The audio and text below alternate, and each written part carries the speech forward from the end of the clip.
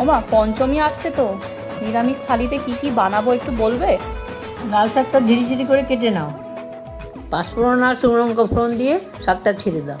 এসে পোস্ত দিয়ে নামিয়ে দিও। শাকটা নয় হলো, এবার আমি মটর ডাল পেঁপে দিয়ে সিদ্ধ করেছি, রাঁধুনি ফোড়ন দিলাম, নুন হলুদ দিয়ে তারপরে ডালটাকে ঢেলে দিলাম, শেষে একটু মিষ্টি আর ধনেপাতা দিয়ে নামিয়ে দেবো। আচ্ছা, এবার ছানার কোফতায় কি বাটনা দেবো সেটা বলো। ওই তো পোস্ত, কাজু আর চালমগজ দেবে। ছানাগুলো একটু লাল লাল করে ভেজো, শেষে একটু ধনেপাতা দিও। ফেস ক্রিমটা ভুলে যেও না। আমাদের পঞ্চমীর নিরামিষ থালি রেডি। সঙ্গে করেছিলাম পেঁপে দিয়ে প্লাস্টিক চাটনি। সবার পুজো ভালো কাটুক, ভালো থাকবেন, সুস্থ থাকবেন। শুভ পঞ্চমী।